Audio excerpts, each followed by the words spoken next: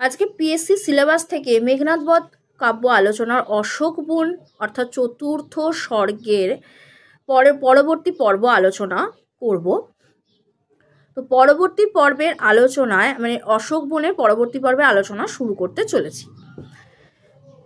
যথা যবে ঘোর বনে নিষাদ শুনিয়া পাখির ললিত গীত, বৃক্ষ শাখে হানে স্বর লক্ষ্য করি স্বর বিষম আঘাতে, ছটফটি পরে ভূমে বিহঙ্গী। বিহঙ্গী অর্থে এখানে কিন্তু অবশ্যই বিহঙ্গী পাখির কথা বলা হয়েছে, অর্থাৎ নিষাদ অর্থে এখানে কিন্তু ব্যাধের কথা বলা হয়েছে। যথা যবে ঘোর বনে নিষাদ, ব্যাধে যখন পাখিকে হত্যা করছে তীর দিয়ে স্বর নিক্ষেপ করে, সেই শুনিয়া পাখির ললিত গীত বৃক্ষ শাখে। এখানে সরমাকে কিন্তু দেবী সীতা সেই বনে থাকতো, সেই বনের বর্ণনা দেওয়ার সাথে সাথে এই কথাগুলো বলছে।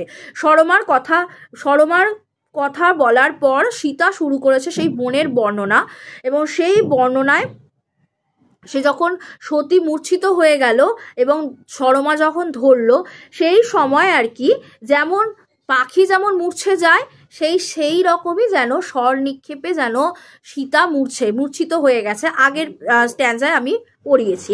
তো এখানে বলছে পাখির ললিত গীত বৃক্ষ শাকে হানে স্বর লক্ষ্য করি স্বর পাখির স্বরকে তাক করে, যেমন ব্যাধ যেমন স্বর নিক্ষেপ করে হত্যা করে পাখিকে, সেই রকম বিষম আঘাতে ছটফটি পড়ে ভূমি বিহঙ্গী। যেন বিহঙ্গী এখানে সীতাকে বলা হচ্ছে, যেন ছটফট করে সে যেন মানে যখন পাখি যখন ছটফট করে ওইভাবে তীর নিক্ষেপের পর যখন সে মানে ছটফট করে মাটিতে পড়ে, ভূমে পড়ে, সেই রকমই সে মূর্ছিত হয়ে পড়ল সীতা।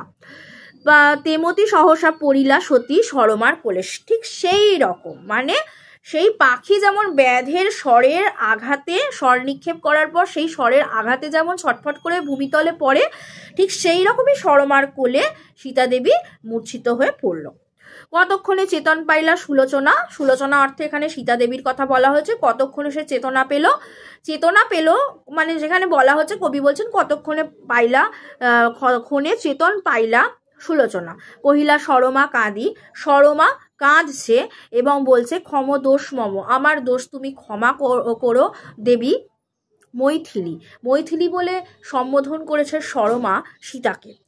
এ ক্লেশ আজি দিনু অকারণে এই ক্লেশ আমি আজকে তোমাকে দিলাম। তোমাকে এই যে তোমার পূর্ব সময়ের যে বনে থাকা রাঘবের সাথে, সেগুলো যে তোমাকে আমি শোনাতে বললাম, সেগুলো বলতে বলতে তুমি যে মূর্ছিত হয়ে পড়লে, সেই আমি যে তোমাকে বলতে বলেছি সেটা আমার দোষ।